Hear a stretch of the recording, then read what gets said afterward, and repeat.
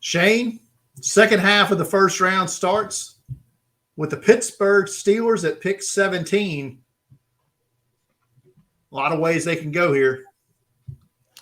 Offensive tackle is not one of them because all of you took them all. Pick clean. Yeah, that one's pick clean. We're gonna have to wait till round 2 for that pick. I know, like the pick I would want to make, I will not make because the Steelers would not make that pick. But I really think it comes down to 2 positions with offensive tackle off the board. It's corner. They did sign Patrick Peterson, but lost Cam Sutton there, so to those Detroit Lions. I appreciate it. Yeah, so it becomes a bigger need even for the long term. Outside, inside, they need someone. And then I think the defensive line, whether it be nose tackle or a 5-tech, Stephon Tuitt still needs replaced to Marvin Leal. We'll see what happens with him. Cam Hayward's getting up there in age. I think they're going to address that position as well.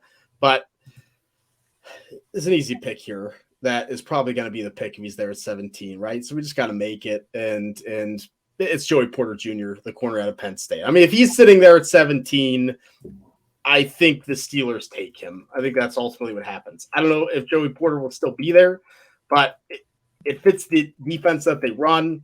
I think they want someone that's a little more physical. It can counteract Minka Fitzpatrick and Patrick Peterson. Joey Porter is the perfect jam corner. He gets a little grabby. He has the athleticism. It's a good fit, and the Steelers love their bloodline. So this is the way to go. How long do you think Mike Tomlin's been watching Joey Porter Jr. play football?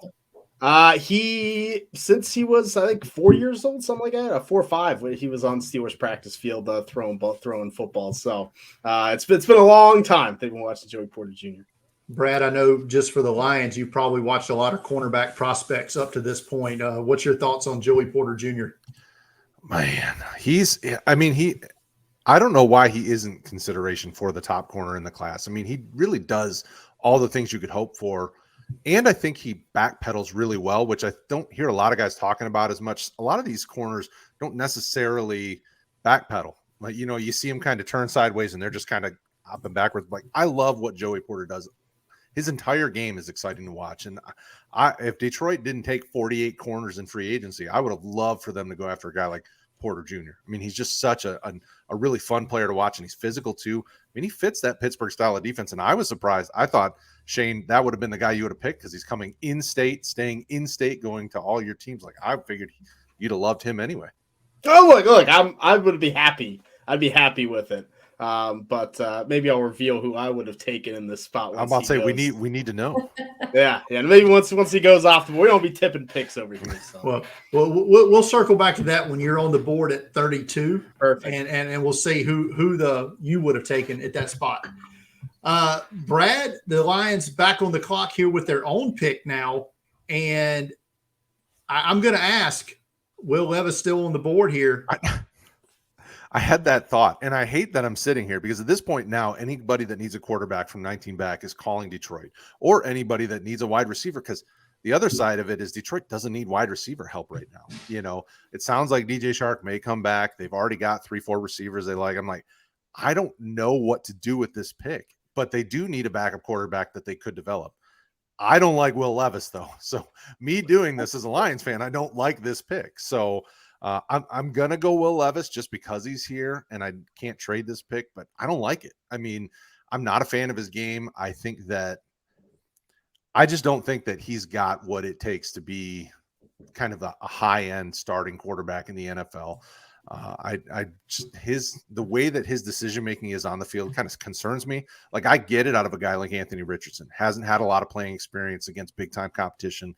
Is going to develop potentially over time. Will Levis has been playing this competition for a bit now with Kentucky, and we're still seeing a lot of the same mistakes on the field that we saw 2021. And it's like every time I watch him, I'm just like, I don't see him. I don't see it the same way. I'm not a fan, but I'm going to do it just because quarterback is still a need for Detroit, and I don't even know what else to do with this pick other than trade it. Will Levis, number 75 on my board right now. And we brought up this stat a couple weeks ago. I'm going to bring it up. I'm going to say this probably every week now. There has never been in the since 1937, a quarterback drafted in the first round that lost to Vanderbilt as a starting quarterback. Oh, We've now had 2 selected in this first round. Will Levis and Anthony Richardson both lost to Vanderbilt this past season as starting quarterbacks. My theory is if you can't beat Vanderbilt, you can't be a good NFL quarterback. That's my theory, and my theory alone. Dang, Vanderbilt fans, email Brian Mosarge at the Draft Countdown. Well, Vanderbilt fans love the stat. They were retweeting. They love it. They took it as a badge of honor. Yeah, right. That they had won, but I think it's more that they beat Anthony Richardson and Will Levis, but that's fine. Right. Like I said, I don't love it. I mean, I'm just not a big fan. In fantasy football, I won't be draft. I will have 0 Will Levis shares. I mean, it's where is just Detroit's not a fan. pick in the second round? They picked what in the. I'd have to look. It's pretty It's far like back. mid 40s, right? Yeah, I believe so. So if they, let's say Will Levis is off the board, and I think he will be off the board by the time we get around here on draft night. I hope so. Is Hendon Hooker a consideration for you in that second Hendon round? Hooker. I love Hendon Hooker. I mean, he has time to sit on the bench, rehab, and continue to develop. I mean, this kid should be considered as a day 2 pick, early second round. I have no doubt about it. I loved what he did. I'd sucked that he got hurt. Seen some mocks today with him going in the first round. So, Wow. I mean, if somebody could sit and wait here tonight, just throwing that out there. no. Yeah, if he's there in the second round, I would have no problem if Detroit took him because Detroit's focused on so many other needs. I mean, they've addressed so much. Interior offensive lineman with Graham Glasgow coming back isn't really a huge need anymore. I mean, it's one of those like take the best player on your board at this point, and I don't think Will Levis is the best player on anyone's board. It's at this point. Who was taking Hooker in the first round? It sounds like we should wait and find out because Brian might be making the same pick here today. So we'll see what happens. All right. Ooh. Tampa Bay Buccaneers on the clock now. And speaking of quarterbacks, their quarterback has retired now. And so that leaves Kyle Trask and Mayfield. Baker Mayfield competing for that QB1 spot. Good luck with that. Miranda here as you're on the clock for Tampa Bay. So I'm going over like my notes and my options, and my first 2 gone. Darnell Wright gone. Joey Porter Jr. gone. But obviously there are still this team. I mean, this team, right, was a shell of themselves this past year. I mean, for the previous couple of years, it's there again. I feel like I'm a pull string doll, but I'm saying the same things. But this is another team that just has so many needs on all sides of the ball, and I could go a multitude of directions. I'm going to go Emmanuel Forbes, cornerback out of Mississippi State. That is an interesting pick. He's a fast, high athlete guy. The problem with Forbes, Shane, is got to be that weigh-in, right? 166 pounds at the combine. Definitely an outlier if he goes here in round 1, right? Yeah, I mean, I think the weight's concerned, but the playmaking skills, the pick sixes is something that Tampa's defense looks for, those kind of ball skill athletes. And that's what Forbes is. So I think it'd be interesting to take him over. Mindset, yeah, take him over some of the bigger, longer corners, but I think it can happen. And if you look at our friends over at Mock Draft Database, I mean, they have him in the top 40. I think he's like 37, 38, 39, somewhere in there. So it's not like it's super far down if they really saw him as the fit for him. Right. Talent-wise, yes, I'm with you. I'm with Forbes here. I love the talent. The size is a concern, but it doesn't show up on tape, right? I mean, he's a physical. He plays physical at corner despite being anorexic. So we all can dream. Eat a cheeseburger, Emmanuel. Come on. All love to Emmanuel Forbes. I haven't been 166 pounds since like 8th grade, maybe. Shane, you're on the clock, back on the clock with Seattle again. Pick 20. First go around, you get the edge rusher Tyree Wilson here. A lot to like about what could still be on the board here for the Seahawks. Hey, it's definitely made it tough. I think there's a big need for the Seahawks on the interior offensive line. So a John Michael Schmitz out of Minnesota or a Cyrus Torrance out of Florida, definitely consideration at this pick. I think it'd be a really good fit. I mean, Phil Haynes, Damian Lewis, Evan Brown, not exactly getting it done. I do think corner once again is on the board. I like Deontay Banks out of Maryland. I think he'd be a nice fit, but I think there's a value pick that needs to go. And one thing that the Seattle Seahawks have seemed to search for the past couple of years has been a slot receiver that can really fit this offense well. D. Eskridge was not that player, and that has not worked out. So I'm going to take the first receiver off the board who should have been, I think, gone about 10 picks ago, and that's Jackson Smith and Jigba, the wide receiver out of Ohio State. Ran 4.4, it ran the 4.4s today, had his pro day, and that Raz card's in the 9. He has the elite agility score is always open. If he would have played this year, I think he's the top 10 pick in the draft. I think Seattle takes the value and takes an offensive weapon for Geno Smith in this offense. Can't argue with that. Playmaking wide receiver, one of the better route runners in this class, and his speed and his agility through the roof. Score, speed, good enough. I like the pick here. JSN to Seattle gives, like you said, another weapon. Speaking of teams that maybe need another weapon for their quarterback, Justin Herbert, the Los Angeles Chargers, up here at pick 21. I'll be selecting for them, and I too will be going with a wide receiver, and a wide receiver that I consider to be the highest, one of the highest upsides in this draft class.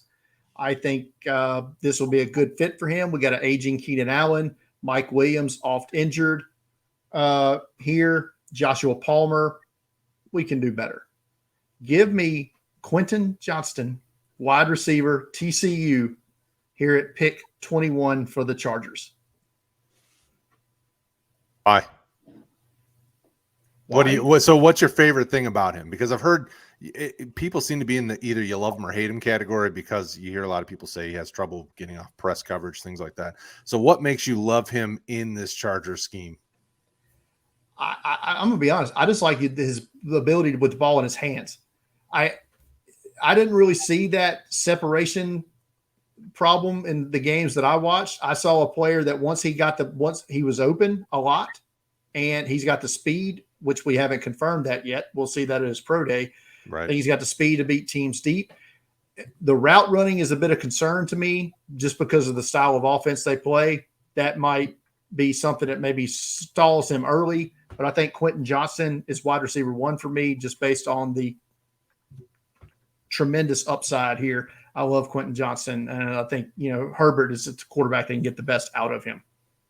Well, yeah, Herbert's one of those few that has such an awesome ball, like the way he places it and the way that he can take it enough off to make it catchable and not just try to break everybody's hands. I mean, I like the fit. I mean, I think it's a great fit, but I want to play devil's advocate a little bit because I feel like Quentin Johnston may be one of the most criticized receivers in this class. And it's like, as a Michigan fan, I got torched.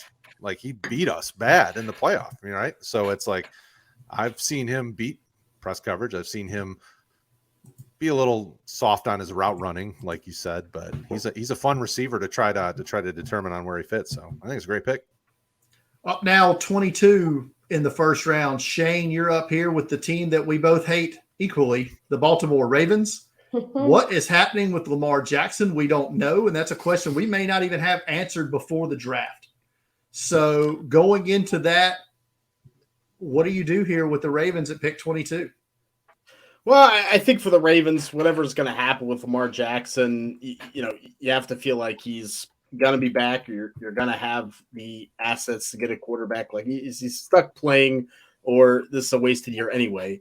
You have a new offense coming in with Todd Monken coming in to run this offense. And ultimately, the Ravens have needed one thing for a long time, and that's more weapons on the offensive side of the ball. So I'm going 3 in a row here at the wide receiver position. Oh. And I think they'll want someone with some more versatility, some screen passes, some agility, ability to break tackles in the open field. So I'm going to take Zay Flowers, the wide receiver out of Boston College. I think he's the best fit of the receivers still on the board for the Baltimore Ravens, and would give another kind of element that the offense has lacked and kind of tried to do with Devin Duvernay at times. Flowers would be the highest drafted Shrine Bowl player in some time if he goes here at pick 22. We'd have to look this up and see the last time a player was picked higher than that, played for the Shrine Bowl. I imagine it goes back 15, 20 years at least. Brad, you have back-to-back picks up now, and a team I'm sure you also hate here, the Minnesota Vikings, pick 23. What are you doing here for the Vikings? It's a tough one. Adam Thielen obviously leaves in free agency, but they have a solid 1 and 2 between Justin Jefferson and Osborne, and they've got some, they brought over Rager and a few other guys in previous years that maybe they think they have enough depth. I got to go Brian Breesy, just because how has he not been drafted yet? I mean, he was a considered top 20, 25 pick, throughout most of the draft process, but he also fits a need here, right? Like their defensive line. I mean, anybody who watched them last year, they were a paper tiger. Somehow they got double-digit wins, but their defense just was not strong. And they've invested a lot in the secondary, in the cornerback position over the last couple of years. So let's help them out in the line a little bit. And as a Lions fan, I'm not really scared of whatever they do because, we're feeling ourselves. Everybody's been talking us up. We're getting a little pep in our steps. So give me Brian Breesy, and let's see if we can help their defensive line a little bit. Miranda, does the thought of Brian Breesy and his athleticism on the interior scare you as a Packer fan? I mean, just their line is already scary. And now we don't even know what we're going to have here necessarily in Jordan Love. So it's just like, well, at least we're going down in age though. So that's like one positive. Rodgers isn't what he used to be mobile wise. So, yeah, it does scare me though. All right, Brad, you're back up here with the suddenly resurgent Jacksonville Jaguars. Trevor Lawrence figured it out in year 2. Jacksonville gets to the second round of the playoffs. What are you going to do here to continue that upward trajectory in the AFC South with Jacksonville? So I would have taken any of those top receivers here, even though Calvin Ridley came back, because I'm not a Zay Jones or Kirk long-term believer. But I'm not really comfortable with a couple of receivers that are there that I could go with at this position. But there is a hot name that could help them. I'm going to go back-to-back defensive lineman. Give me Kalijah Kancey. I like his upside. I think that they could kind of use him as a nice edge rusher. And Roy Robertson Harris is fine. And Fotukasi, I apologize if I butchered your name, they're both okay, but they're not long-term solutions. So they spent a lot on the linebackers. They've spent considerable amount in the secondary over the last few years. They really haven't invested a ton in that outside of Devon Hamilton. So give me Kalijah Kancey. He's a fun guy that's been shooting up people's in the conversation over the last few months. And I like what he can do. I think that he's a powerful dude, and he's a little undersized. Is he Aaron Donald 2.0? No. But he's a fun pick, and I'm guessing here with this one because Jacksonville is a team that could go a lot of different directions. They could use offensive line help too, but they spent a bunch there recently too. Mm-hmm. Kancey's fun to watch for sure. Definitely anytime you can rush the passer from the inside like that, I think it's a plus here. He's going to go in the first round. I don't know where he's going to go. He could even go a little bit higher here, than what you got. Anything on Kancey right quick, Shane? I love the penetration ability. He's a super athlete. I agree with you. I think he's going in the first round somewhere. And I don't know, maybe it's a bold take. I think he's going to go above Brian Breesy in the NFL draft. New York Giants, 25th pick of the first round. Miranda, you are back up here with the Giants. We got big money invested in Daniel Jones now. So what are we going to do here? Yeah, I